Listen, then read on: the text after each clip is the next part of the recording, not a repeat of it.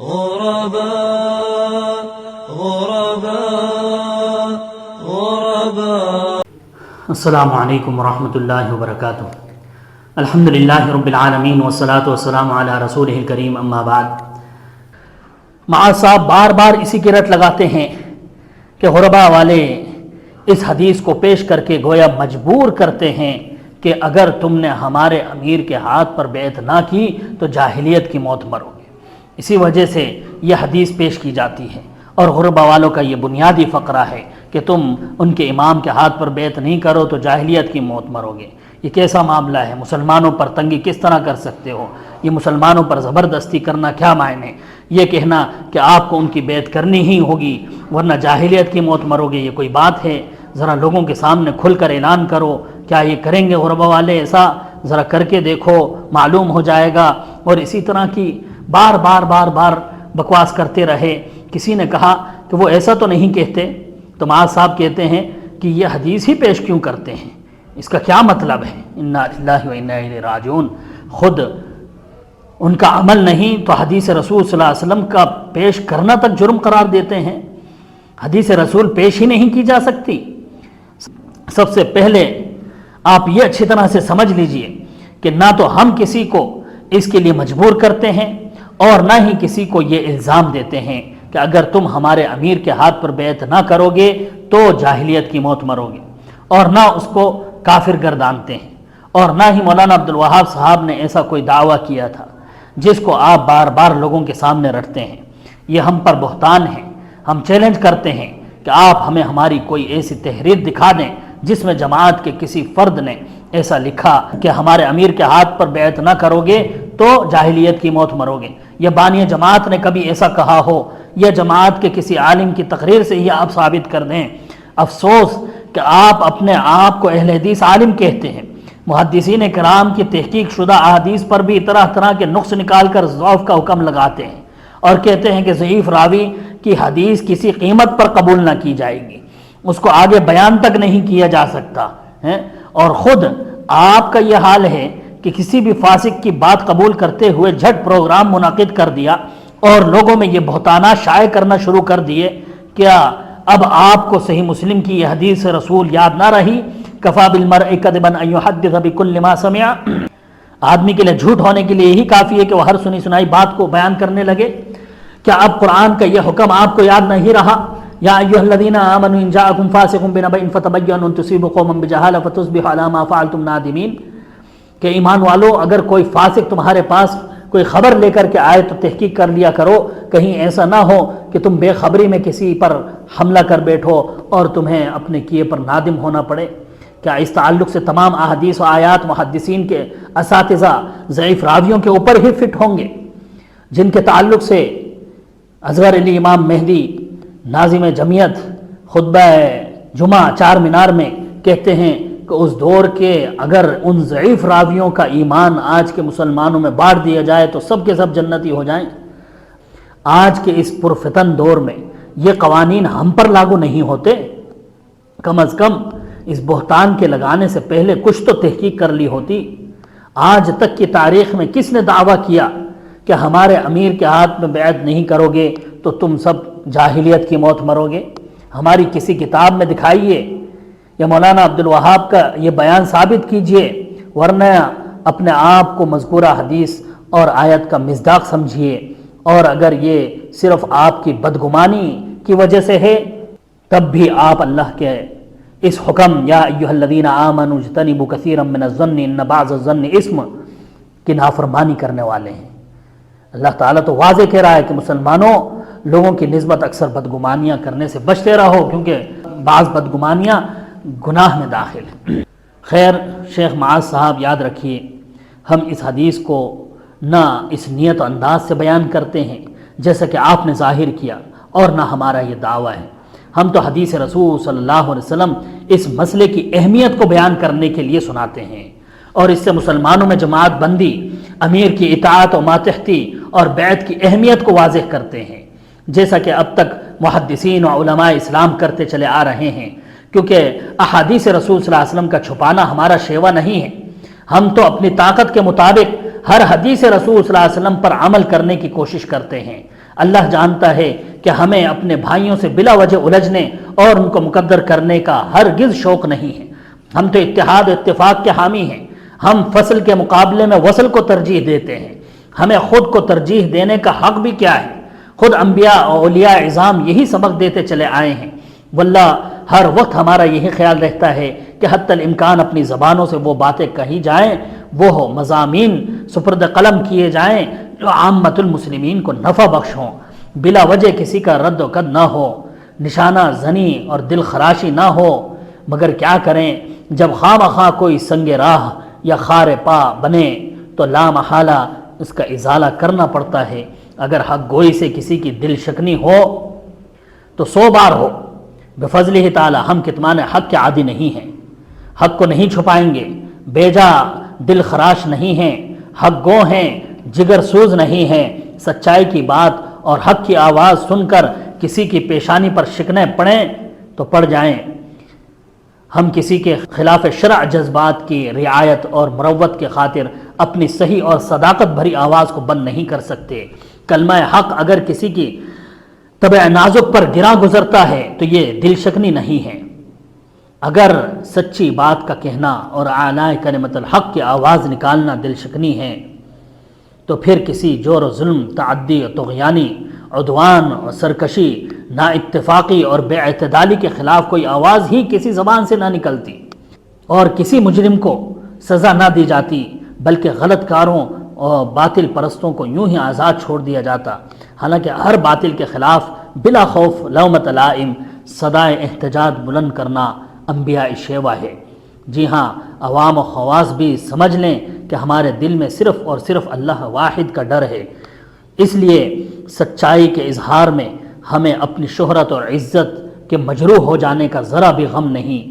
ہم یہ سوچ کر زبان نہیں کھولتے کہ ہماری تقریر کو سن کر یا تحریر کو پڑھ کر لوگ کیا کہیں گے۔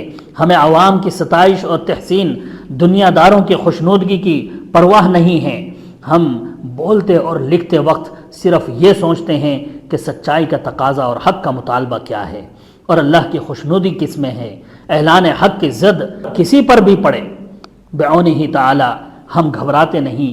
ہم نے حق اس لیے قبول نہیں کیا کہ جب تک پھولوں کی سیجوں کی نرمیاں اور راحت آفرینیاں ملتی رہیں ہم اس کا ساتھ دیے جائیں گے، اور کانٹوں کی نوکیں، تلوار کی دھاریں، مصائب کے انبار نمودار ہوں گے تو ہم حق سے کترا جائیں گے؟ ہرگز نہیں۔ ہم تو انشاءاللہ آسودہ حالی اور تنگی و ترشی دونوں حالتوں میں حق کا ساتھ دیں گے۔ ہم خود مٹ جائیں گے مگر جہاں تک ہماری طاقت ہے حق کو مٹنے نہیں دیں گے۔ ہم اپنی رسوائی اور بدنامی کو گوارا کر لیں گے، لیکن حق کی رسوائی اور فرامین و اعمال رسول صلی اللہ علیہ وسلم کی توہین کسی صورت میں برداشت نہیں کریں گے۔ واللہ اللہ وہ دن نہ دکھائے کہ اس کے خوف پر دوسروں کا ڈر غالب آ جائے۔ گو ہم کچھ نہیں، مگر یہ ہمارا عقیدہ ضرور ہے کہ باطل کی ہزارہا شعلہ بیانیوں پر صداقت کی ایک تتلاتی ہوئی زبان اور سچائی کی بیٹھی ہوئی آواز بھی بھاری ہوتی ہے۔ اسی جذبہ حق نے ہمیں اعلان حق کے لیے ابھارا ہے۔ آئیے ہم آپ کو رسول اللہ صلی اللہ علیہ وسلم کی وہ احادیث دکھائیں جن میں آپ نے بغیر امیر و امام کے اور بغیر اس کی بیعت کے مرنے والے کو جاہلیت کی موت کی خبر دی ہے۔ حدیث رسول صلی اللہ علیہ وسلم ہے، عن ابن عمر قال قال رسول اللہ صلی اللہ علیہ وسلم من مات ولیس علیہ امام جماعت فإن موتہ موتۃ جاہلیہ۔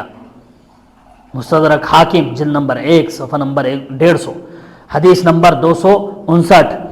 اور امام حاکم نے کہا صحیح علی شرط الشیخین ولم یخرجاہ، بخاری اور صحیح مسلم کی شرط پر یہ حدیث صحیح ہے۔ امام ذہبی رحمۃ اللہ علیہ بھی ان کی موافقت کی ہے، اس میں انہوں نے بھی صحیح قرار دیا۔ علامہ البانی نے فی ظلال الجنہ صفحہ نمبر 874 میں اس کو حسن قرار دیا ہے۔ شعیب الارناؤت نے ابن حبان کی تخریج میں بھی اس کو صحیح قرار دیا ہے، حدیث نمبر 874 میں۔ یعنی عبداللہ بن عمر رضی اللہ عنہ فرما رہے ہیں کہ رسول اللہ صلی اللہ علیہ وسلم نے فرمایا کہ جو شخص مر گیا اور اس پر کوئی امام جماعت مقرر نہ تھا تو اس کی موت جاہلیت کی موت ہے۔ ایک ہی حدیث نہیں، اس مطلب کی بہت ساری حدیثیں موجود ہیں۔ حضرت معاویہ بن ابی سفیان رضی اللہ عنہ کی روایت میں ہے قال رسول اللہ صلی اللہ علیہ وسلم من مات ولیس له امام مات میتۃ جاہلیہ، کہ جو شخص اس حالت میں مرا کہ اس کا کوئی امام نہیں تھا تو وہ جاہلیت کی موت مرا۔ صحیح ابن حبان کی صحیح روایت ہے، البانی نے اس کو حسن قرار دیا ہے ظلال الجنہ میں، اور شعیب الارناؤط نے اس کو صحیح قرار دیا ہے، علی بن بلبان بن عبداللہ تحقیق صحیح ابن حبان کے اندر اس کو صحیح قرار دے رہے ہیں، اور کئی علماء نے اس حدیث کو صحیح قرار دیا۔ اسی طرح ایک روایت کے الفاظ میں ہے من مات بغیر امام مات میتۃ جاہلیہ، مسند احمد کی یہ روایت ہے کہ جو شخص بغیر امام مقرر کیے مر گیا وہ جاہلیت کی موت مرا۔ انہی الفاظ سے حضرت معاذ بن جبل کی اور بھی روایتیں ہیں۔ حضرت عبداللہ بن عباس رضی اللہ عنہ کی روایت میں یہ الفاظ ہیں من مات من غیر امام جماعت مات میتۃ جاہلیہ، کہ جو شخص بغیر امام جماعت کے مر گیا جاہلیت کی موت مرا۔ صحیح مسلم کے الفاظ یہ ہیں، رسول اللہ صلی اللہ علیہ وسلم نے فرمایا من مات ولیس فی عنقہ بیت مات میتۃ جاہلیہ، جو شخص مر گیا اور اس کی گردن میں امام کی بیعت نہیں تھی تو وہ جاہلیت کی موت مرا۔ اور ایک روایت کے الفاظ میں ہیں من مات ولا بیعت علیہ مات میتۃ جاہلیہ، جو اس حالت میں مرا کہ اس پر کوئی بیعت نہیں تھی تو وہ جاہلیت کی موت مرتا ہے۔ اسی کے ساتھ حضرت عمر فاروق رضی اللہ عنہ کی وہ حدیث جوڑ لیجئے جس کا معاذ عمری کہتے ہیں کہ پیش کیوں کرتے ہو لا اسلام الا بجماعت ولا جماعت الا بامارت ولا امارت الا بطاعت، کہ اسلام نہیں ہے مگر جماعت کے ساتھ، اور جماعت بغیر امیر کے نہیں، اور امیر بغیر اطاعت کے نہیں۔ اندازہ کیجئے یہاں اسلام ہی کی نفی ہو رہی ہے بغیر جماعت بندی کے، وہاں جو بغیر امیر کے مرا اس کو جاہلیت کی موت قرار دیا جا رہا ہے۔ یہ حدیثیں الگ الگ الفاظ سے کئی کتب حدیث میں موجود ہیں۔ ان حدیث سے کیا چیز سمجھ میں آتی ہے؟ کیا یہ وہ عید نہیں ہے کہ قیامت تک آنے والے لوگوں کے لیے امام کی ماتحتی کو ضروری قرار نہیں دیا جا رہا؟ یہ احادیث صرف صحابہ کے دور تک کے لیے تھی، جو بقول آپ کے امام احمد کے دور کے بعد سے آج تک پوری دنیا کا کوئی امیر ہوا ہی نہیں ہے، اور آپ یہ بھی کہتے ہیں کہ جب تک پوری دنیا کے مسلمانوں کا ایک امیر نہ ہو تب تک وہ امام ہی نہیں ہو سکتا جس کے ہاتھ پر بیعت ہو۔ یہ حدیثیں سب کی سب اسی کے لیے ہیں۔ تو میں پوچھتا ہوں، بتائیے حضرت علی رضی اللہ عنہ کے دور سے کون سا امیر ہے جو پوری دنیا کا متفقہ طور پر امیر ہو، سب نے بیعت کی ہو اس پر، سب نے اس کو تسلیم کیا ہو؟ ذرا دکھائیے مجھے کس دور میں ہوا۔ اسلام سے پہلے زمانے کا نام جاہلیت ہے۔ آپ یہ ظاہر کر رہے ہیں کہ اس جاہلیت سے مراد کفر ہے، نہیں، کفر کی موت نہیں ہے۔ اس زمانے میں اسلام سے پہلے سب لوگ آزاد اور خواہشات کے تابع تھے، شرک، کفر، معصیت میں مبتلا تھے۔ ان کا کوئی عالم باللہ، رہبر، پیشوا، امام نہیں تھا جس کی ماتحتی میں رہ کر ہدایت حاصل کرتے۔ اسی طرح اب لوگ آزاد اور خواہشات نفسانیہ کے تابع ہیں اور امام کے تحت زندگی بسر نہیں کرتے۔ پر جو لوگ ان احادیث رسول صلی اللہ علیہ وسلم کو جان لینے کے بعد بھی جان بوجھ کر حسب استطاعت امام، امیر مقرر نہیں کریں گے تو ان احادیث کی روشنی میں ان کا کیا بنے گا؟ جب رسول اللہ صلی اللہ علیہ وسلم منصب رسالت سے سرفراز ہوئے تو آپ صلی اللہ علیہ وسلم نے مذہب اسلام کو دنیا میں پیش کیا۔ جو لوگ اس اسلام کو قبول کرتے گئے ان میں نظم و نسق قائم کر کے سب کو منظم کر دیا، اور ان پر سلسلہ وار امیر مقرر ہو گئے۔ اب جہاں کے لوگ بھی اس اسلامی طریقے کو چھوڑ کر انفرادی زندگی گزاریں گے بغیر امیر کی ماتحتی کے تو یہ جاہلیت کی زندگی ہے جس سے ان احادیث میں ڈرایا گیا ہے۔ اور یہ بھی یاد رکھیں کہ جاہلیت سے مراد کفر کی موت نہیں ہے بلکہ معصیت ہے۔ اس کی وضاحت میں آگے کرتا ہوں۔ خیر معاذ صاحب، ہمارا ان احادیث رسول صلی اللہ علیہ وسلم پر یقین و ایمان ہے، ہم کسی بہانے ان کا انکار نہیں کرتے۔ ان احادیث کو اس لیے پیش کیا جاتا ہے تاکہ لوگ اس وعید سے بچنے کے لیے اس پر عمل پیرا ہو جائیں اور امیر کی ماتحتی میں زندگی گزاریں۔ اور امیر کوئی بھی ہو، ایک امیر کی ماتحتی میں رہنے کے لیے زور دیا گیا ہے۔ دین کے یہ احکامات صرف رسول اللہ صلی اللہ علیہ وسلم اور صحابہ کے دور تک کے لیے نہیں تھے بلکہ قیامت تک آنے والے لوگوں کے لیے ہیں۔ ہر کسی پر ضروری ہے کہ اپنی طاقت و استطاعت کے مطابق ان پر عمل پیرا ہو۔ اگر بقول آپ کے اس حدیث کو پیش کرنے کا مقصد یہ ہوتا ہے کہ دوسروں کو تم جاہلیت کی موت مارتے ہو، یہ حدیث پیش ہی کیوں کرتے ہو، تو میں پوچھتا ہوں اگر کوئی شخص نماز کا پابند نہ ہو، بے نماز ہو، تو کیا اس کو قرآنی آیات و احادیث کے ذریعے ڈرایا بھی نہیں جائے گا کہ اللہ نے قرآن میں اور رسول اللہ صلی اللہ علیہ وسلم نے احادیث میں بے نماز کو کافر قرار دیا ہے اور اس کے لیے جہنم کی سخت وعیدیں سنائی گئی ہیں، اس کو یوں ہی بے نماز ہونے کی حالت پر چھوڑ دیں کہ کہیں اگر ہم نے یہ حدیث بیان کی تو وہ سمجھے گا کہ مجھے کافر قرار دے رہے ہیں؟ پھر تو آپ کوئی تبلیغ کا کام نہیں کر سکتے۔ جو بھی وعید احکام الہی پر عمل سے غفلت اور کوتاہیوں اور نافرمانیوں پر آپ حدیثیں سنائیں گے سب بیکار ہیں، کیونکہ ان کو آپ کے اصول کے مطابق پیش ہی نہیں کیا جا سکتا۔ پیش کریں گے تو بقول آپ کے وہ تو یہی کہے گا کہ مجھے کافر یہ جہنمی قرار دیتے ہو۔ آپ کہتے ہیں کہ یہ حدیث اس وقت کے لیے ہیں جب ایک امیر پوری دنیا کے مسلمانوں کا موجود ہو۔ آپ کی یہ عجیب منطق ہماری سمجھ سے بالاتر ہے۔ جب امیر سارے مسلمانوں کا موجود ہو تو پھر اس وقت یہ حدیثیں سنانے کی ضرورت ہی کیا رہ گئی؟ وعید کی حدیثیں تو اس کو سنائی جاتی ہیں جو عمل پیرا نہ ہو۔ جب سبھی عمل پیرا ہیں، سب کا امیر پوری دنیا کا موجود ہے، تو اس وقت سنانے کا مطلب کیا ہے؟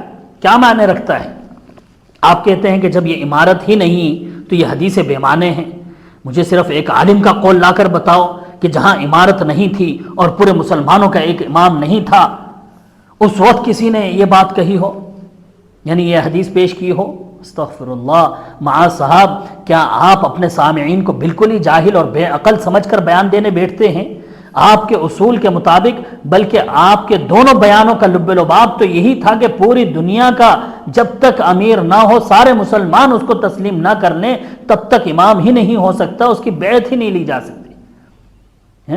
اور پھر آپ یہ بھی کہتے ہیں کہ امام احمد بن حنبل کے دور سے پورے مسلمانوں کا ایک امیر نہیں ہوا۔ بلکہ میں تو کہوں گا کہ آپ کے بنائے اصولوں کی روشنی میں صحابہ کے دور سے ہی کوئی امیر پوری دنیا کا ہوا ہی نہیں۔ پھر جو کتب احادیث میں محدثین کرام اور بے شمار علماء اسلام آج تک ان احادیث کو پیش کرتے آئے ہیں، وہ آپ کو نظر نہیں آئیں یا ان کو کوئی جانتا ہی نہیں؟ پہلے کا چھوڑیے، آج کے دور کے علماء، ان 100 سالوں کے اندر کے علماء کو دیکھ لیجئے جن کے بارے میں آپ کہتے ہیں کہ اب کوئی امام، کوئی امیر ہمارے زمانے میں نہیں جو بیعت لے سکے۔ میں سینکڑوں کی تعداد میں آپ کو گنا سکتا ہوں جنہوں نے ان احادیث کو پیش کر کے اس پر عمل کی ترغیب دی اور اس وعید سے ڈرایا۔ جی ہاں، اسی دور کے عرب علماء اور آپ کے جمعیت کے سینکڑوں علماء کے فتاوے و کتب و رسائل میں انشاءاللہ دکھا دوں گا جن میں انہوں نے انہی احادیث کو پیش کر کے جماعت بندی کی ترغیب دی ہے۔ معاذ صاحب، واقعی آپ نے تو اس مسئلے کے انکار اور تعویلات میں بالکل اپنے بڑوں کی روش اختیار کی ہوئی ہے، جو آخرکار ہار مان کر بیٹھ گئے تھے۔ ذرا اس رسالے کے اس ٹکڑے پر نظر ماریے، کیا لکھتے ہیں؟ یہ اسی دور کے رسالے ہیں۔ مولانا عبد الوہاب صاحب محدث ہند نے جہاں ان تکالیف کو برداشت کر کے کئی مردہ سنتوں کو جاری فرمایا، وہاں مسئلہ عمارت جو ہندوستان میں مولانا اسماعیل شہید رحمۃ اللہ علیہ کے بعد اکثر علماء دین نے بغیر کفن و بلا جنازہ بری طرح ہمیشہ کے لیے دفن کر رکھا تھا، اس کو بیان فرمایا اور بجائے انفرادی زندگی کے منظم زندگی کا درس دیا، اور علماء مخفی الحق کے مردہ اخفاء سے ان احادیث رسول کو دن کی روشنی کی طرح واضح کیا، تو علماء اہل حدیث نے ہی بنی اسرائیل کی طرح باوجود مسئلے کی صحت کا علم ہونے کے محض دنیا داروں کی شیخیت و شخصیت اور ان کی منمانی باتوں کو اللہ و رسول کے حکم سے اونچا کرنے کو، بعض نے تو ہندوستان میں نفس مسلک کے وجود کا ہی انکار کیا، اور بعض نے محض تعویلات فاسدہ و قیود باطلہ و شروط واہیہ بیان کر کے اس مسئلے کی تردید میں اپنی ایڑی چوٹی کا زور لگایا، اور اس کے مٹانے کے لیے ناجائز فقہی اور تقلیدی اسلحے سے میدان کارزار میں تحریری اور تقریری میں مناظرے اور مجادلے کیے، اور اللہ کے نور کو پھونکوں سے بجھانا چاہا۔ شرعوا لهم من الدین ما لم یأذن به اللہ۔ فی الحال میں معاذ صاحب سے پوچھتا ہوں کہ آپ کے بزرگ مولانا ثناء اللہ امرتسری صاحب، جن کو آج اکثر کتب میں سردار اہل حدیث اور بڑے بڑے القاب سے یاد کیا جاتا ہے، انہوں نے جو بیعت لی تھی وہ کون سی بیعت تھی؟ اور ان کے چند سالوں کے بعد پنجاب کی آپ کی جماعت نے جو محمد شریف گھڑیالوی کی بیعت کی تھی، اور ان کو امیر المؤمنین کا لقب دیا تھا، وہ کون سے امیر تھے، وہ کون سی بیعت لیتے تھے، ذرا اس کی تفصیل تو بیان کر دیتے۔ ہاں شاید تعصب کی عینک میں آپ کو اپنی جمعیت کے حالات نہ دکھے ہوں، آئیے میں آپ کو دکھا دیتا ہوں اس دور کے رسائل سے کہ وہی علماء جو جماعت غربہ اہل حدیث کی اس مسئلہ امارت میں مخالفت کرتے نہیں تھکتے تھے۔ ہندوستان میں امیر نہیں ہو سکتا، امیر کے لیے قریشی کا ہونا ضروری ہے، حدود جاری کرنے والا ہونا چاہیے وغیرہ وغیرہ، لیکن آخر کار مناظرے مجادلے کرنے کے بعد خود تسلیم کر کے اپنے امیر بنانے شروع کر دیے تھے۔ آپ ذرا ان پر بھی کچھ بیان دیجئے اور انصاف کا ثبوت دیجئے۔ دیکھیے یہ اخبار اہل حدیث مولانا ثناء اللہ امرتسری رحمۃ اللہ علیہ نے اپنے اس اخبار میں جو کہ 1329 میں شائع کر کے اپنے قارئین کو بتایا تھا کہ مسلمانوں کے لیے نہایت ضروری ہے کہ وہ اپنا ایک امیر جماعت مقرر کریں تاکہ وہ ان کے اندر اللہ و رسول کی باتیں بیان کرے، قوم کو سنوارتا رہے۔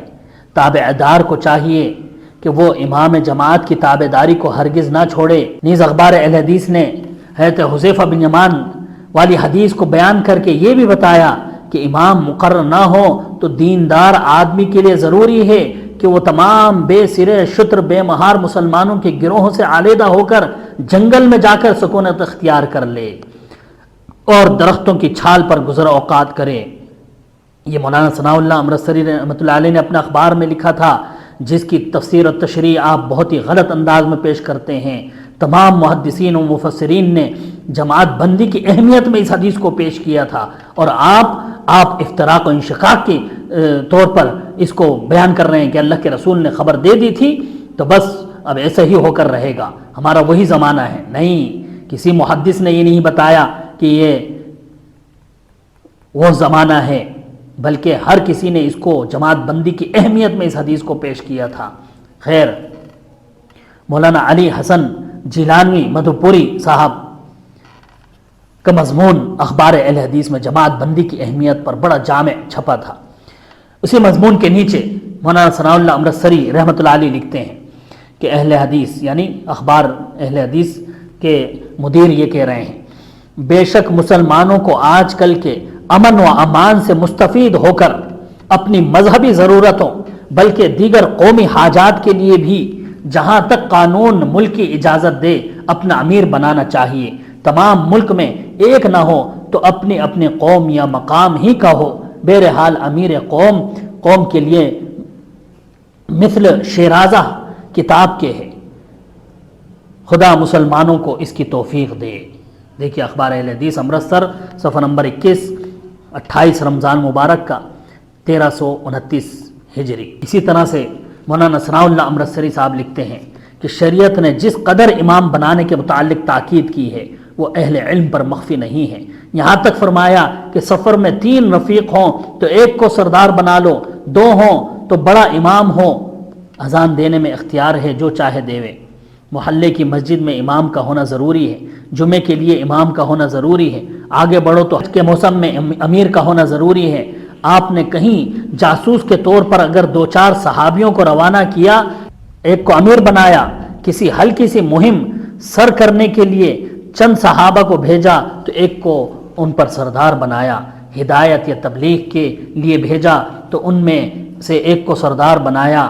در حقیقت اسلام ایک فطری دین ہے، فطرت اللہ التی فطر الناس علیہا جمیعا۔ یہاں پر صحیفہ اہل حدیث کے حوالے سے میں اس کو بیان کر رہا ہوں تو یہاں لکھا ہے نقل مطابق اصل، یعنی آیت اسی طرح لکھی ہوئی ہے اس میں، فطرت اللہ التی فطر الناس علیہا جمیعا۔ آگے لکھتے ہیں امارت ایک فطرتی امر ہے، بغیر اس کے دنیا کا کوئی کام چھوٹا یا بڑا چل ہی نہیں سکتا۔ بنظر غور دیکھو تو ہر گھر میں ایک بڑا ہوتا ہے، خواہ اس کی بڑائی کسی وجہ سے تسلیم کی گئی ہو، لیکن گھر کے تمام لوگ اس کے ماتحت ہوتے ہیں۔ جب تک یہ نظم قائم رہتا ہے گھر میں خیر و برکت ہوتی ہے اور تمام چین سے رہتے ہیں، باہر بھی ساتھ بندی رہتی ہے۔ جو ہی اس کی سرداری ڈھیلی پڑی اور مخالفت پیدا ہوئی، نظام بگڑا، ایسی ہی حالت قومی اجتماع کی ہے کہ سردار سے قومی شیرازہ بندہ رہتا ہے، بیرونی حملوں سے حفاظت رہتی ہے، کوئی آنکھ اٹھا کر نہیں دیکھ سکتا۔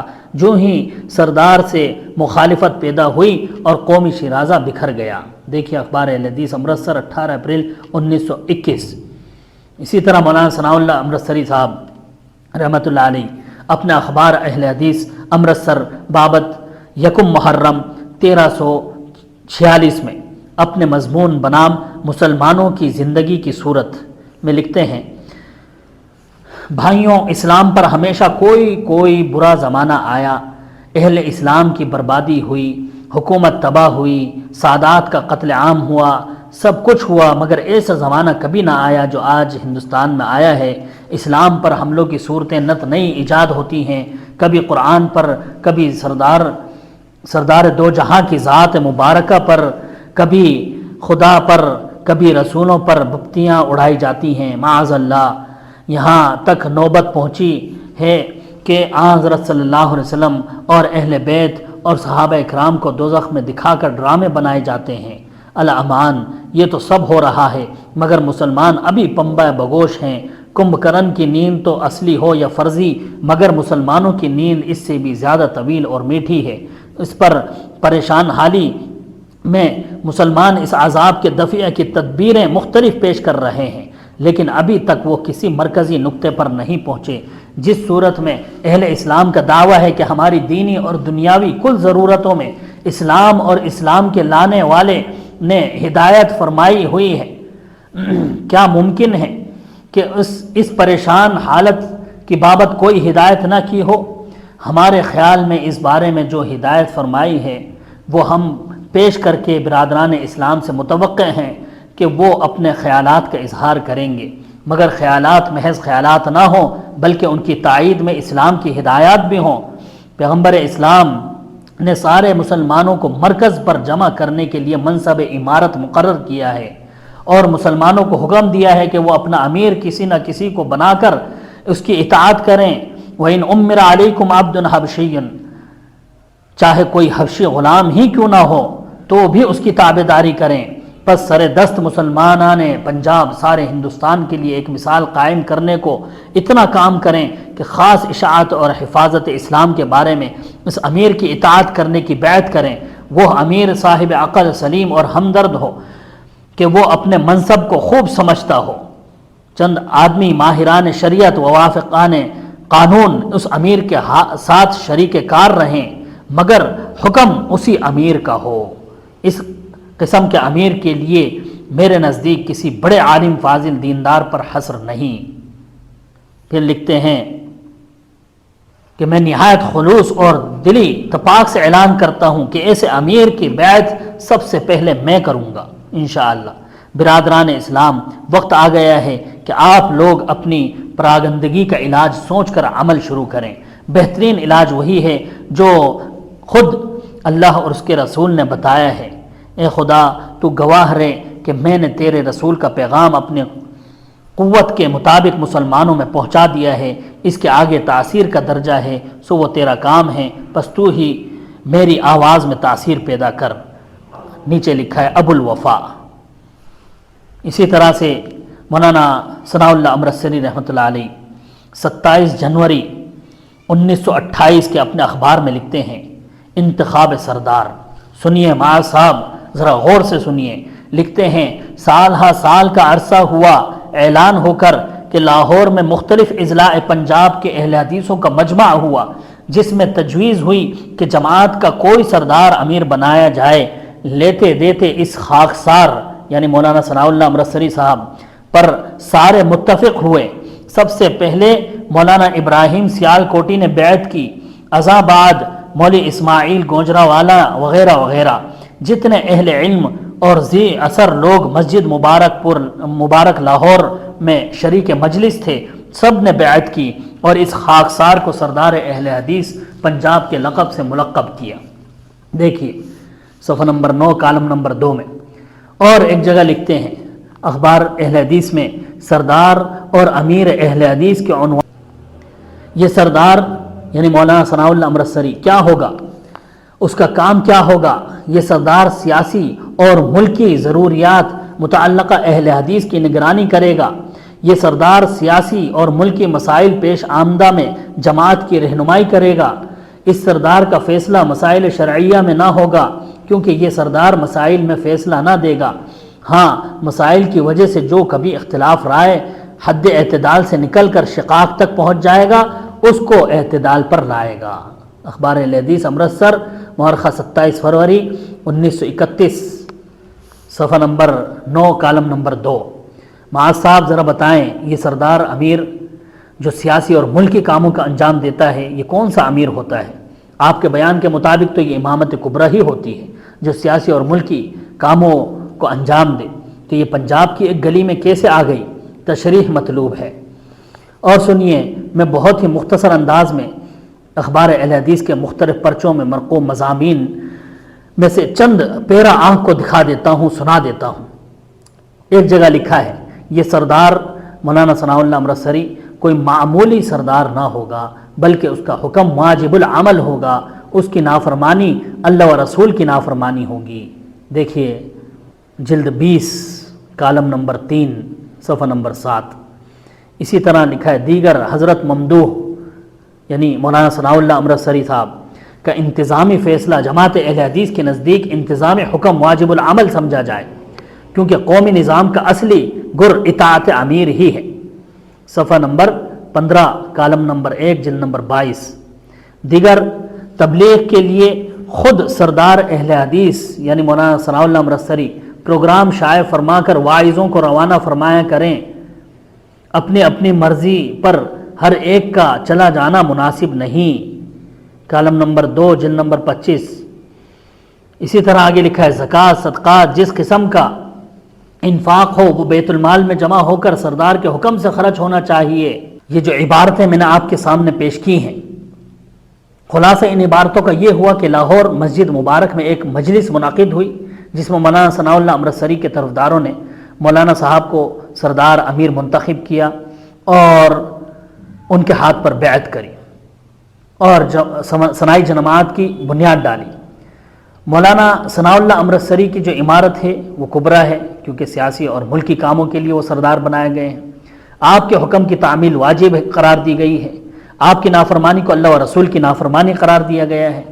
آپ کی اجازت کے بغیر وعظ، درس، ہجرت، صرف زکوٰۃ کوئی کام نہیں کیا جا سکتا، یعنی وعظ، درس، صدقہ، خیرات، شادی بیاہ وغیرہ کوئی کام بھی بغیر امیر کے اجازت کے نہیں ہوں گے۔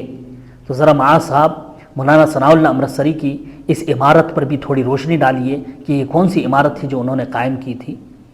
پھر وہ چھوڑیے، چند سالوں کے بعد ہی پھر ایک اور امیر کا انتخاب ہوا۔ دیکھیے اخبار اہل حدیث 27 فروری 1931 لکھا ہے، انتخاب امیر 13 جولائی 1930 کو موضع کمیر پور ضلع امرتسر میں تنظیم اہل حدیث کے غرض ظاہر کر کے ایک مختصر سی مجلس کی، جس میں خاکسار یعنی ثناء اللہ امرتسری کو بھی بلایا گیا۔ آگے لکھتے ہیں، مگر شرکاء جلسہ نے تقرر امیر کی تحریک پیش کر دی، ایک صاحب نے میرا نام بھی پیش کر دیا۔ ادھر سید محمد شریف شاہ صاحب ساکن گھڑیالہ ضلع لاہور کا نام پیش ہوا۔ میں نے کہا میں تو اصولاً اس تقرر کا مخالف ہوں، جس کی 2 وجہیں ہیں۔ اول یہ کہ میرا تقرر پہلے ہو چکا ہے، یعنی مجھے پہلے امیر بنایا جا چکا ہے۔ دوم اس وجہ سے کہ میں نے اس تقرر کے زمانے میں افراد اہل حدیث کا اندازہ کر لیا ہے کہ اطاعت کے لیے تیار نہیں، اس لیے میں اپنا نام انتخاب سے خارج کراتا ہوں۔ چنانچہ میں الگ ہو گیا اور شرکاء جلسہ نے اکثریت سے شاہ صاحب کو امیر منظور کر لیا۔ اور ملاحظہ کیجئے، ایک زرد اشتہار مسلمانوں کی زندگی کا واحد علاج کے عنوان سے یہ محمد شریف گھڑیالوی صاحب کی جو جماعت جس میں ان کو امیر بنایا گیا تھا، ان کے اعلان کے ساتھ یہ چھپا تھا۔ اس میں کیا لکھتے ہیں، سلطان ابن سعود نے سید محمد شریف صاحب امیر المؤمنین کی بیعت قبول کرتے ہوئے آپ کی جماعت سے اتفاق ظاہر کیا اور بڑی خوشی ظاہر کری۔ آگے لکھتے ہیں، بفضلہ تعالی جب عمارت صوبہ پنجاب میں کامیاب ہوئی تو حضرت امیر المؤمنین نے دائرے کو وسیع کرتے ہوئے بہار، بنگال، کلکتہ وغیرہ میں اعلان کر دیا۔ برادران اسلام سنیے اور خوب یاد رکھیے، ہماری بیعت بیعت خلافت ہے۔ اور ایک پرچہ میں شاہ محمد شریف صاحب اپنے نائب امیر کو حکم صادر فرماتے ہیں، سنیے، ان صوبہ بہار اور کلکتہ والوں سے میری طرف سے اقرار بیعت لیں اور ایک رجسٹر میں ضلع اور ان کے نام درج کر لیں اور ان کو لا جماعت الا بامارۃ حدیث کی شرح اچھی طرح سمجھا کر واضح کر دیں کہ یہ امارت صغریٰ ہے۔ دیکھیے پرچہ رسالہ جو تنظیم اہل حدیث روپڑ کے نام سے نکلتا تھا، 22 محرم 1354 ہجری کا یہ رسالہ آپ کے سامنے ہے۔ شاہ محمد شریف کو امیر منتخب کرنے کے بعد جو اشتہار ایک زرد رنگ کا بنام خلافت و امارت چھپا تھا، اس میں کچھ اس طرح سے بھی لکھا ہے، دیکھیے، شاہ صاحب محمد شریف گھڑیالوی اور ان کی امامت کو تسلیم کرنے والے، ساتھ دینے والے اور کھلے لفظوں میں اعلان کرنے والے کہ جتنے اہل حدیث صوبہ پنجاب کی امارت کے تقرر کو سن چکے اور باوجود خبر پہنچنے کے انہوں نے حضرت امیر کی بیعت نہ کی، وہ نام ہی کے اہل حدیث ہیں۔ خلافت و امارت کالم نمبر 1، مطبوعہ ثنائی برقی پریس امرتسر۔ نیچے صحیفہ اہل حدیث کے مدیر لکھتے ہیں کہ حضرت مولانا عبدالواحد صاحب غزنوی خلف الصدق، حضرت عبداللہ صاحب غزنوی، مولانا محمد حسین صاحب لکھنوی خلف الصدق، حافظ محمد صاحب مرحوم تفسیر محمدی، مولانا ابو الخیرات محمد اسماعیل صاحب گوجروالا، مولانا نور حسین صاحب مناظر مولانا عبد المجید مرحوم، مولانا حافظ عبداللہ روپڑی، ایڈیٹر اخبار تنظیم اہل حدیث و ممتحن مدرسہ رحمانیہ دہلی، مولانا نیک محمد صاحب محدث امرتسری وغیرہ ہم بھی شاہ محمد صاحب کی امارت کو تسلیم کرنے والوں اور ساتھ دینے والوں میں سے ہیں۔ ملاحظہ ہو رسالہ تنظیم، یہ صحیفہ اہل حدیث بابت رمضان 1352 مطابق دسمبر 1933 صفحہ نمبر 1315 سے 15 تک یہ پورا مضمون چھپا تھا۔ معاذ صاحب، ان سب کے بارے میں آپ کیا کہتے ہیں؟ ذرا ان کے خلاف بھی کوئی فتویٰ دیجئے، جس طرح مولانا عبدالوہاب صاحب کے تعلق سے آپ نے جہالت کا فتویٰ دیا، جو جماعت غربہ اہل حدیث کے بانی کو آپ بار بار دیتے ہیں، ذرا کچھ ان پر بھی فتویٰ لگائیے۔ اور دیکھیے 1928 میں ایک انجمن اہل حدیث صوبہ پنجاب کی منعقد ہوئی تھی، جس کی مجلس شورا منعقد لاہور کے اجلاس کی رپورٹ میں لکھا ہے کہ سب سے پہلے نصب امام اہل حدیث کے مسئلے پر غور و خوض ہوتا رہا۔ تمام اراکین مجلس اس پر متفق تھے کہ یقیناً شرعی نظام جماعت جب ہی مکمل ہو سکتا ہے کہ جب جماعت ایک امام یا امیر کی ماتحتی میں کام کرے۔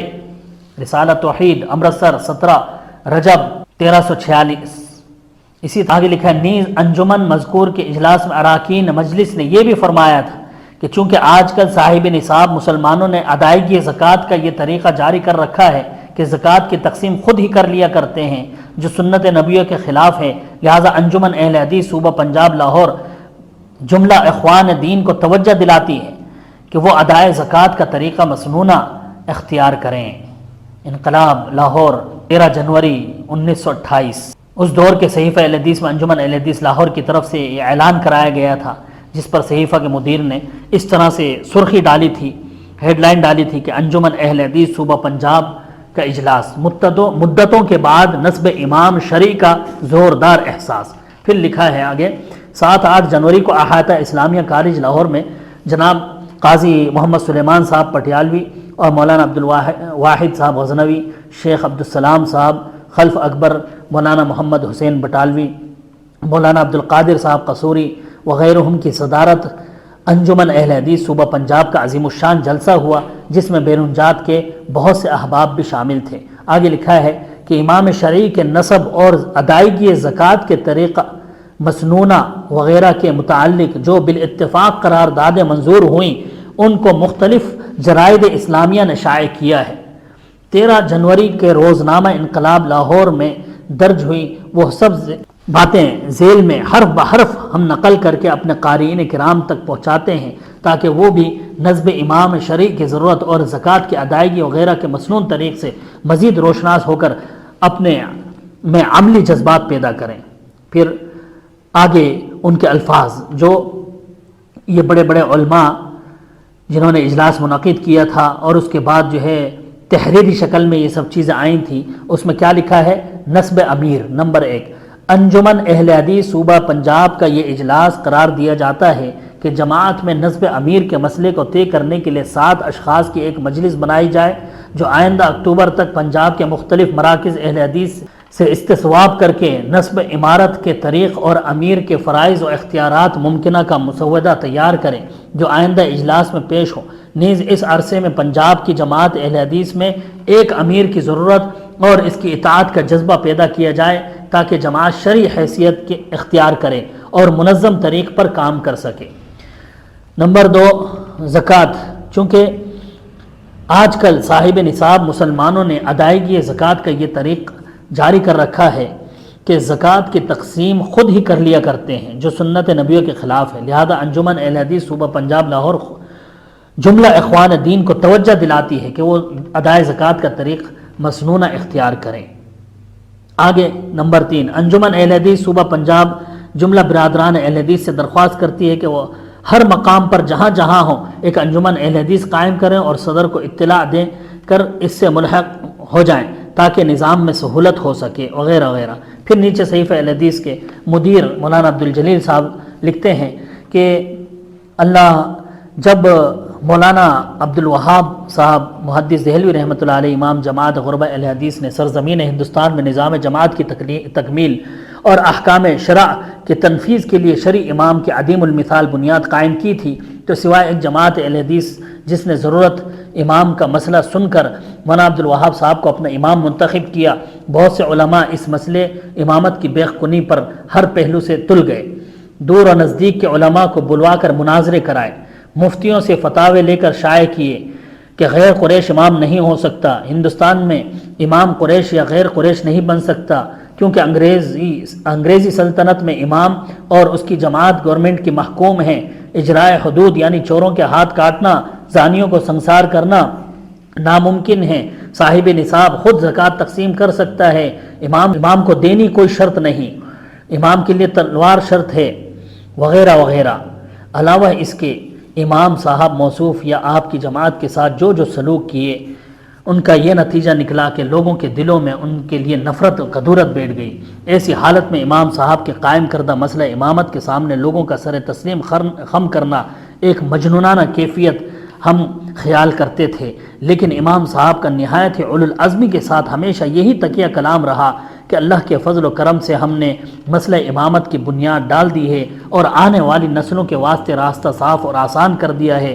ہمیں اللہ کی ذات بابرکات سے امید ہے کہ ہماری موجودگی میں نہیں تو ہمارے بعد کبھی نہ کبھی اللہ قادر مطلق ضرور ایک ایسا زمانہ لائے گا کہ لوگ اس وقت امام شرعی کی ضرورت کو حتماً محسوس کریں گے اور بغیر اس کے اپنی زندگی کو زندگی نہیں سمجھیں گے۔ الحمدللہ ثم الحمدللہ کہ آپ کا مقولہ آپ کی زندگی میں ہی پورا ہوا کہ آج اس مسئلہ امامت کے اعتراف و ضرورت کی صداؤں سے قریب ہندوستان کے ہر گوشے میں گونج پیدا ہو چکی ہے۔ ایسا معلوم ہوتا ہے کہ گویا اب تو آسمان ہی بدل گیا ہے، سورج چاند ستاروں میں نئی روشنی آ گئی ہے۔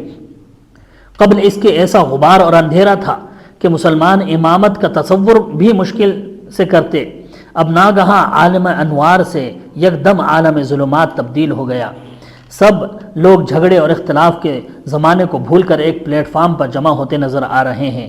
چنانچہ انجمن اہل حدیث پنجاب کی مجلس شورا کا منعقدہ اجلاس لاہور کی رپورٹ دیتے ہوئے جناب معاصر توحید امرتسر 17 رجب 1346 کی اشاعت میں رقم تراز ہیں کہ اس ضرورت کو مد نظر رکھتے ہوئے چونکہ اس جماعت کا جماعتی نظام مفقود ہے اور صحیح جماعتی شرعی نظام جب ہو سکتا ہے کہ جماعت کا کوئی امیر یا امام ہو جس کی ماتحتی میں جماعت اہل حدیث منظم طریق پر کام کر سکے، اس لیے سب سے پہلے نصب امام اہل حدیث کے مسئلے پر غور و خوض ہوتا رہا۔ تمام اراکین مجلس اس پر متفق تھے کہ یقیناً شرعی نظام جماعت جب ہی مکمل ہو سکتا ہے جب جماعت ایک امیر یا امام کے ماتحتی میں کام کرے۔ پھر لکھتے ہیں ہم سمجھتے ہیں کہ جو لوگ مسئلہ امامت سے اب تک روگرداں رہے، مسئلہ امامت کی تردید کی، لوگوں کو ورغلایا، زکوٰۃ خود تقسیم کی، ان پر قہار و جبار نے اللہ نے ایک ایسی حجت قائم کی ہے کہ اس کے بعد بجد تسلیم کے کسی کو اس کے خلاف لب کشائی کی گنجائش و جرت نہیں رہی۔ لہٰذا ہم نہایت مؤدبانہ اسلوب کے ساتھ مسئلہ امامت کے مخالف بھائیوں کی خدمت میں عرض کرتے ہیں کہ مسئلہ امامت کی حقانیت بالوجہ الاتم ظاہر ہو چکی ہے۔ دنیا اور دنیا کی عزت و آبرو، مال و اسباب آخر ایک دن فانی ہے۔ تنہا مالک الاملاک کے سامنے حساب و کتاب کے لیے کھڑا ہونا ہے۔ اس لیے انسب ہے کہ مسئلہ امامت کے خلاف جو کچھ ہوا ہے اس کو ایک شیطانی حرکت سمجھتے ہوئے نسیہ منسیہ کر کے تہ دل سے تسلیم کر لیں کہ بغیر امام کے جماعت مفقود ہے۔ زکوٰۃ خود تقسیم کرنا سنت نبوی کے خلاف ہے۔ امام کی ماتحتی میں کام کرنا شروع کر دیں۔ اللہ شاہد ہے کہ ان سے اس مسئلے امامت کے خلاف جو کچھ ہوا ہے اس کا ہم کبھی طنزاً ذکر تک نہیں کریں گے انشاءاللہ۔ یہ ہے صحیفہ الحدیث ماہ شعبان 1346 مطابق فروری 1928 صفحہ نمبر 12 سے 20 تک کی پوری رپورٹ چھپی تھی۔ معاذ صاحب سن لیں، اس کو اچھی طرح سے بغور دیکھ لیں۔ اس مضمون سے جماعت غربہ اہل حدیث کی امامت ثابت ہوتی ہے کہ یہ کون سی امامت ہے۔ اصل کام و مقصد تو صرف اس مسئلے کو زندہ کرنا تھا جو الحمدللہ ایک حد تک ہوا۔ مزید سنیے، ایک جگہ لکھتے ہیں کہ مولانا امرتسری صاحب کی ایک اور عبارت ہم پیش کرنی چاہتے ہیں، وہ یہ ہے کہ فقط تنظیم ہی ہمارے لیے واحد سبب نجات ہے۔ دنیاوی عزت، اخروی توقیر اسی میں موقوف ہے۔ یہی امر بدیہی ہے، کسی خارجی دلیل کی ضرورت نہیں۔ دیکھیے اخبار اہل حدیث 23 اپریل 1926 ہجری۔ تو اپنے اخبار میں فقط ہی، واحد، اسی جیسے مبالغہ آمیز الفاظ کے ساتھ نجات دنیاوی اور اخروی کی تنظیم میں بند کیا جاتا ہے، اور اس کو ایسا واضح اور کھلا مسئلہ خیال کرتے ہیں کہ اس کے لیے دلیل کی بھی ضرورت نہیں سمجھتے، اور ادھر اسی مسئلے کی بنا پر جماعت غربہ اہل حدیث کو گمراہ ثابت کیا جاتا ہے۔ ما لکم کیف تحکمون الیس منکم رجل رشید، کس طرح کے آپ لوگوں کے فیصلے ہیں یہ۔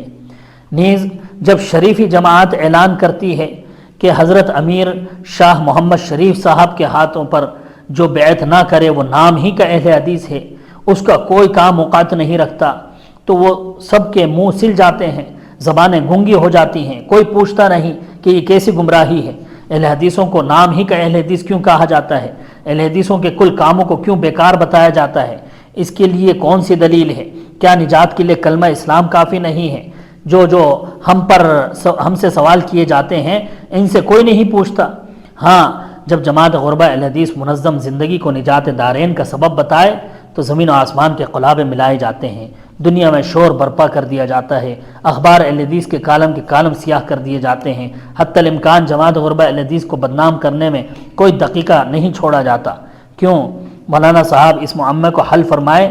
یہ جماعت غربہ اہل حدیث کے حق میں جو ہتک آمیز کلمے کہے ہیں، جس سے جماعت کو سخت رنج پہنچا ہے، وہ واپس لیں، ورنہ یاد رہے حسب فرمان خداوندی ما یلفظ من قول الا لدیہ رقیب عتید، سب کچھ احکم الحاکمین کے ہاں لکھا جا چکا ہے۔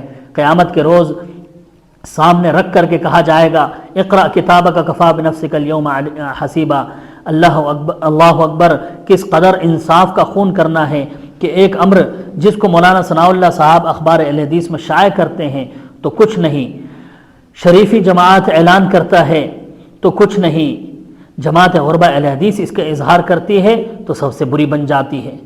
سچ ہے، ہم بھی کرتے ہیں تو ہو جاتے ہیں بدنام، وہ قتل بھی کرتے ہیں تو چرچا نہیں ہوتا۔ غلط فہمی کا ازالہ، ایک صحیفے میں وضاحت سے اس کی اور تشریح لکھی گئی ہے۔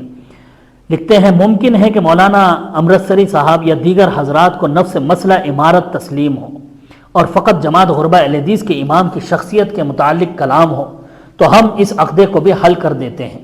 جناب من سنیے اور غور سے سنیے، جماعت غربہ اہل حدیث کا یہ عقیدہ نہیں ہے کہ جیسے محمد صلی اللہ علیہ وسلم پر نبوت ختم ہو چکی، اسی طرح امارت کا سلسلہ بھی مولانا عبدالوہاب صاحب یا ان کے آل پر انحصار ہو چکا ہے۔ حاشا وکلا، ہرگز نہیں۔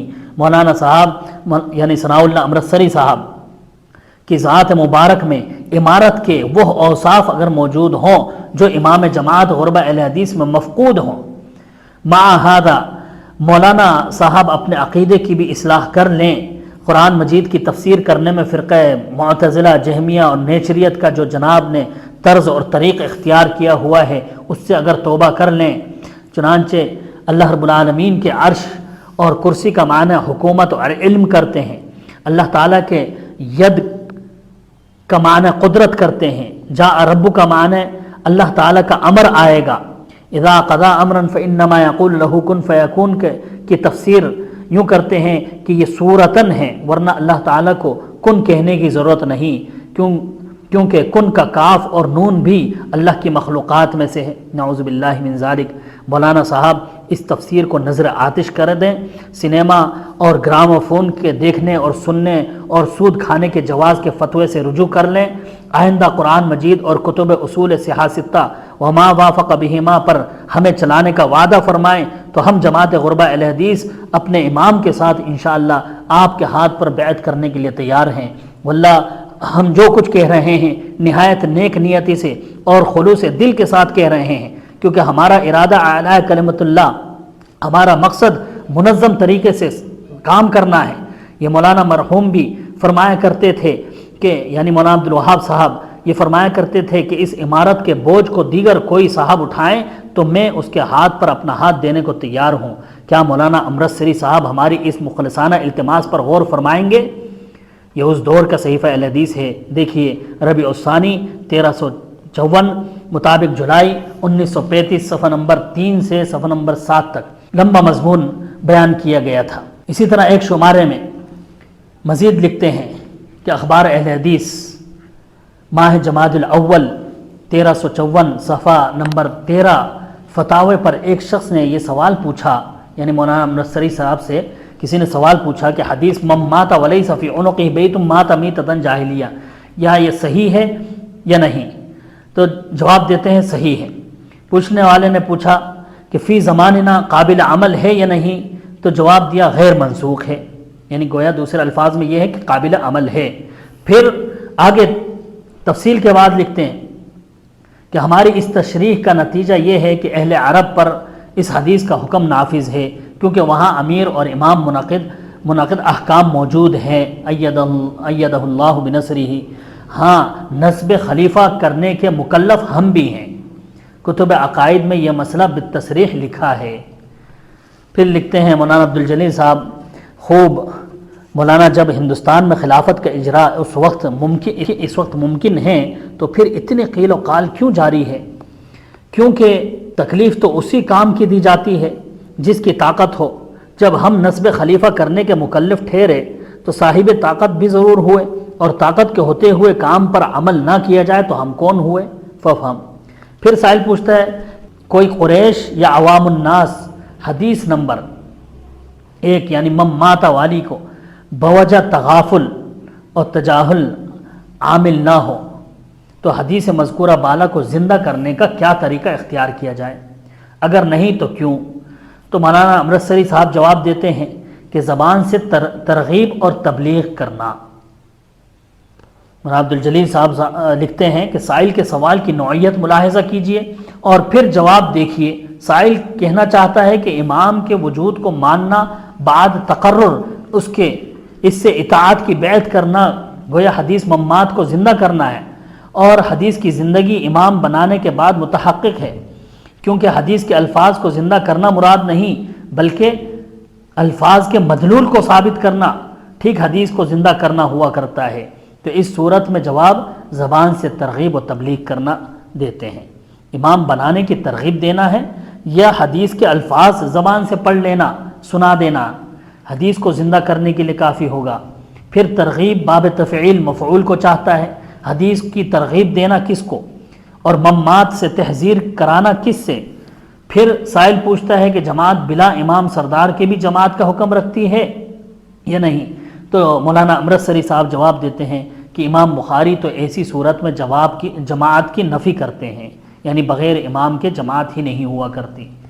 یہ ہے صحیفہ اہل حدیث جمادی الاخر 1354 مطابق ستمبر 1935 صفحہ نمبر 20۔ پھر آگے اگلے شمارے میں لکھتے ہیں اس طرح مسئلہ امامت کو لیجئے کہ اللہ تعالیٰ مرحوم کی قبر کو نور سے بھرے۔ جب آپ نے اس مسئلے کا اظہار کیا تو ارض ہند میں کھلبلی مچ گئی تھی۔ اہل ہند مرحوم کے مقابلے میں خوب لنگوٹے کس کر آئے تھے، گرما گرم مجادلے اور مناظرے ہوئے تھے۔ تحریریں شائع ہوئی تھیں، بالآخر چھان بین کرتے کراتے اس مسئلے کو بھی مان لیا ہے۔ نہ صرف مان لیا بلکہ پنجاب والوں نے تو نوزائیدگی کے عالم میں ہی علم خلافت بلند کر دیا ہے، اور احادیث امارت پر تمام جرح تعدیل کے بازار ٹھنڈے پڑ گئے ہیں، اور اس وقت جو حدیث مولانا مرحوم کے مقابلے میں جس جاتی آمادگی کے ساتھ ناقابل قبول اور مسترد ہو جایا کرتی تھیں، آج انہی کے طفیل پنجاب میں امارت کامیاب کی جانے کی کوشش ہو رہی ہے۔ علی ھذا القیاس مرحوم نے جس مسئلے کی بھی تحریک کی، اس پر سخت سے سخت آپ پر آزمائش آئی، مخالفت خوب ہوئی، کیونکہ مرحوم میں صبر و استقلال خداداد ایسے وصف تھے جو دیگر موجودہ علماء میں بہت ہی کم پائے جاتے ہیں۔ اس وجہ سے بفضلہ تعالی مخالفتیں کافور ہو گئیں، اور مرحوم مسئلہ کے اجراء اور عمل درآمد کرنے میں منصور اور کامیاب ہوئے۔ آگے لکھتے ہیں، ناظرین کرام، مولانا امرتسری صاحب کی مندرجہ ذیل ان تحریرات اعلانات کو ملاحظہ فرمائیں جو آج سے چند سال پہلے مولانا امرتسری صاحب اور جماعت شریفیہ کے طرف سے شائع ہو چکے ہیں۔ حضرات، جو جماعت سے الگ ہو وہ کون ہے؟ یعنی مولانا امرتسری صاحب کی جماعت سے آپ کو معلوم ہے کہ اس کے لیے کیا فرمان ہے؟ سنیے، من خلع ربقۃ الاسلام من عنقہ، یعنی وہ اسلام ہی سے خارج ہو گیا۔ ذرا غور سے دیکھیے، آج جماعت یعنی امرتسری کی جماعت سے کون کون الگ ہے اور کون کون نہیں، اس کا فیصلہ آپ خود فرمائیں۔ اخبار اہل حدیث امرتسر، مورخہ 19 جنوری 1923۔ اور ایک اخبار میں لکھتے ہیں، من رعا من امیرہ شیئا فکرہہ فلیصبر فإنہ لیس احد یفارق الجماع شبرا الا مات میتۃ جاہلیہ، یعنی اگر کسی نے اپنے امیر یعنی مولانا ثناء اللہ امرتسری میں کوئی ایسی بات دیکھی جو اس کو بری معلوم ہوئی تو اسے چاہیے کہ صبر کرے، کیونکہ ہر وہ شخص جو جماعت ثنائیہ سے بالشت بھر بھی علیحدہ ہوا اور پھر اسی حالت میں مر گیا تو اس کی موت جاہلیت کی موت ہوگی، یعنی وہ کافر مرا۔ اخبار اہل حدیث امرتسر، مورخہ 12 اکتوبر 1923۔ اسی طرح لکھتے ہیں آگے، من خرج من الطاعۃ وفارق الجماعۃ مات میتۃ جاہلیہ، یعنی جو کوئی اس امیر شاہ صاحب محمد شریف کی تابعداری سے نکل جائے گا اور جماعت شریفیہ سے جدا ہوگا وہ کفر کی موت مرے گا۔ اخبار اہل حدیث امرتسر، مورخہ 27 فروری، رسالہ تنظیم اہل حدیث 1931۔ آگے لکھتے ہیں، ہر ایک فرد اہل حدیث پر فرض ہے کہ کم از کم 4 آنا ماہوار چندہ اپنے ذمے لے، اور زیادہ قابل استطاعت ہو تو دایاں ہاتھ پاکٹ میں ڈالیے اور جو کچھ ہو باہر نکالیے۔ ابیض یعنی چاندی کا سکہ باہر آنے کے لیے اچھل رہا ہے، واپس جا کر یہ خیالات دل میں لے جائیں اور اس کی اشاعت کریں، اور دیگر گاؤں اور محلے والوں کو اس پر کاربند ہونے کے لیے مجبور کریں۔ اخبار اہل حدیث امرتسر، 18 شعبان 1941۔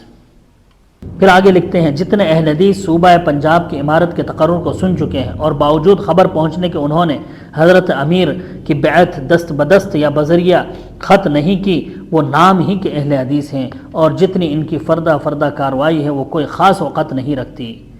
یہ دیکھیں، اشتہار خلافت و امارت، مطبوعہ ثنائی پریس امرتسر۔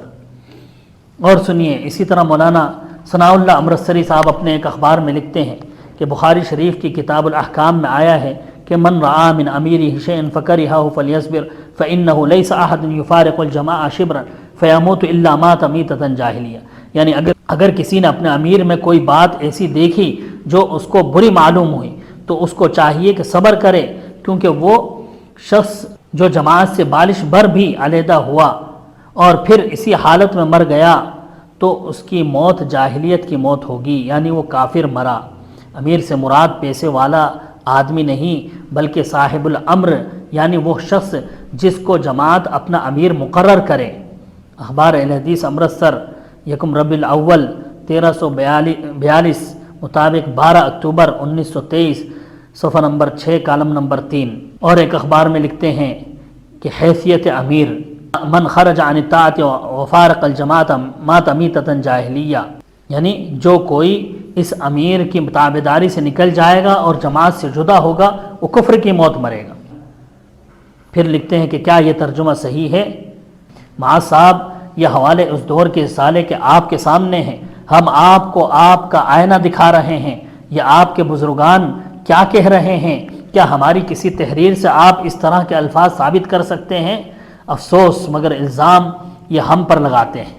ذرا آنکھیں کھول کر پڑھیں ان عبارتوں کو، جن میں ثنائی اور شریفی جماعت کی طرف سے امیر کی تابعداری سے نکلنے اور جماعت سے علیحدہ ہونے پر ملت اسلامیہ سے خارج، موت جاہلیت بلکہ کفر کا فتویٰ صادر فرمایا گیا ہے، اور چندہ لینے اور جماعت کے اندر آنے کے لیے مجبور کیا گیا۔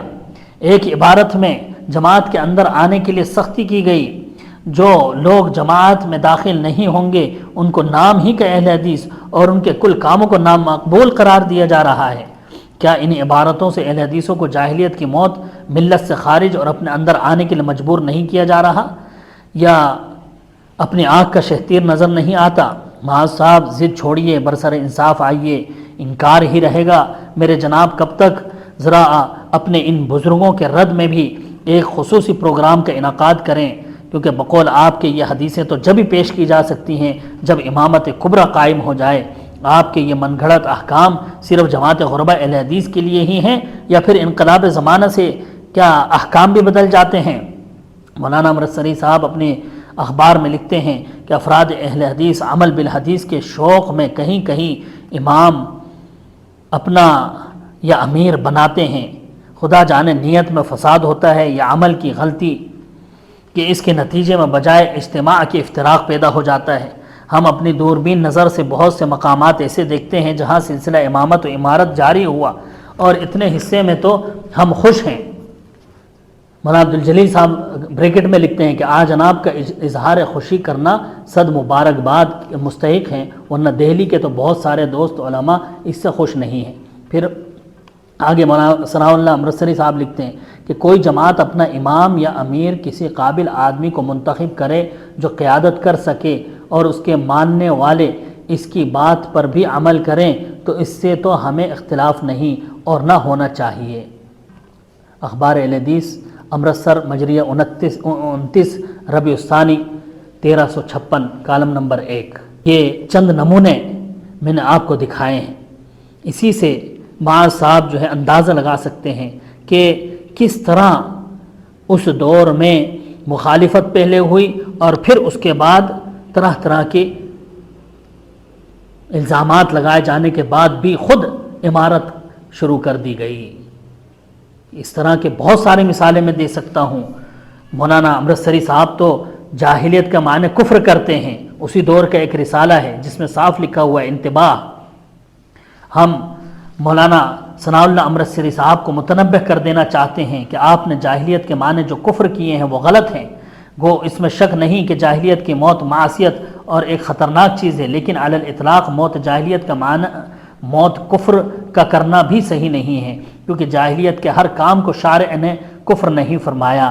چنانچہ استاد المحدثین طبیب الحدیث امام بخاری نے کتاب الایمان میں یوں عنوان قائم کیا ہے کہ باب المعاصی من امر الجاہلیہ ولا یکفر صاحبها بارتکابها الا بالشرک، یعنی جاہلیت کے بعض کام معصیت ضرور ہیں لیکن ان کے ارتکاب سے ان کے مرتکب کو کافر نہیں کہا جائے گا تا وقت کے شرک تک نوبت نہ پہنچے۔ اسی طرح سے ایک جگہ صحیفے میں لکھتے ہیں کہ یہ لوگ جماعت پر تو الزام و بہتانات لگا رہے ہیں، لیکن ذرا ان مقدس ہستیوں کو مندرجہ ذیل کارنامے بھی ان کے ملاحظہ کریں کہ جو الزام یہ ہم پر لگاتے ہیں وہ تو الٹا انہی پر ان کے اپنی تحریروں سے ثابت ہیں۔ لکھتے ہیں کہ جتنے اہل حدیث صوبہ پنجاب کی عمارت کے تقرر کو سن چکے ہیں اور باوجود خبر پہنچنے کے انہوں نے حضرت امیر شاہ محمد شریف کی بیعت دست بدست یا بذریعہ خط نہیں کی تو وہ نام ہی کے اہل حدیث ہیں، اور جتنی ان کی فردہ کاروائی ہے وہ کوئی خاص اوقات نہیں رکھتی۔ اشتہار خلافت و عمارت مطبوعات فنائی برقی پریس۔ اس طرح اور بھی ہیں معاذ صاحب، یہ آپ کے بزرگان ہیں، ذرا ان کے خلاف بھی ایک پروگرام کر دیجئے۔ ہمارے تو اس طرح کے الفاظ ہماری کسی تحریر سے آپ نہیں دکھا سکتے۔ انشاءاللہ ہم آپ کو آپ کے اکابرین کی تحریر کا حوالہ دکھا رہے ہیں، ہمت ہے تو اس کا انکار کیجئے۔ ایک جگہ لکھتے ہیں کہ امامت کبریٰ اگر نہ ہو سکے جیسا کہ آج کل ظاہر ہے تو پھر کیا اصول ہے؟ میرے نزدیک تو یہی ہے کہ گندم اگر بہم نہ رسد بھس غنیمت است. یہ اخبار اہل حدیث امرتسر 28 جنوری 1921 میں مولانا امرتسری نے لکھا ہے. یعنی اگر امامت کبریٰ نہ ہو تو امامت صغریٰ ہی صحیح وہی غنیمت ہے. واقعی نیچے لکھ رہے ہیں مولانا عبدالجلیل صاحب مدیر صحیفہ کہ پردہ پڑا ہوا ہے نہ چلمن کی اوٹ ہے، جو کچھ کہہ رہے ہیں یہ ڈنکے کی چوٹ ہے. انہیں علماء کے لیے خطبہ امارت میں مولانا عبدالستار صاحب محدث دہلوی رحمۃ اللہ علیہ نے ایک جگہ لکھا تھا کہ بس بھائیوں یہ کسی طرح بھی سیاسی نقطے سے نہیں ہو سکتا کہ ابن سعود کا ایک امیر یعنی گورنر ہندوستان میں قائم ہو. فیال العجب، مولانا عبدالوہاب صاحب پر محض افتراء اور بہتان باندھ کر کہ وہ تو مدعی خود امامت ہیں، عوام کو دھوکہ دیا جا رہا ہے. کیا اللہ کو بھی اسی طرح سے دھوکہ دے دیا جائے گا؟ بھائیوں یہ اور دیگر غلط باتیں محض افتراء اور بہتان ہیں، لیکن ہیر پھیر کر کے ان کو وہی نام امیر اہل حدیث لکھنا اور رکھنا پڑا. ناچار کچھ تعویل کر کے وہی حدیث بیعت کی جن کے مبین و مظہر اعظم دور حاضرہ کے میں نصف صدی سے مولانا عبدالوہاب صاحب محدث ہند تھے، وہی بیان کرنی پڑی. سچ ہے الحق یعلو ولا یعلا. خیر معاذ عمری صاحب، یہ میں نے آپ کے بزرگوں کے اقوال آپ کو دکھا دیے جن کے تعلق سے آپ کہتے ہیں کہ دنیا کے مانے ہوئے بڑے بڑے علماء ہیں. مجھے ان ہمارے علماء سے محبت ہے، وہ ہمارے بزرگ ہیں.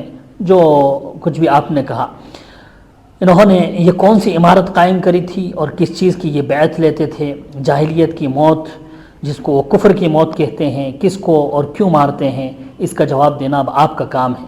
یا تو ایک پروگرام فکس کر کے اپنے ان بزرگوں کے اعمال کا جواب دیجئے جنہوں نے بقول آپ کے عمارت کا سلسلہ شروع کر کے اور بیعت لے کر دین کو مذاق بنا رکھا ہے، کیونکہ یہ غیر سلفی اور منہج سے ہٹی ہوئی چیز ہے اور جہالت ہے وغیرہ وغیرہ جیسا کہ آپ نے کہا. اور یہ صرف چند نمونے ہیں جو ہم نے آپ کو دکھا دیے ہیں، ابھی تو ہمارے پاس بہت زیادہ ہیں، اس کے تعلق سے بہت کچھ ہے. خیر میں اس کو مختصر کرتے ہوئے اب آپ کے 5 سوالوں کے جواب دینا مناسب سمجھتا ہوں.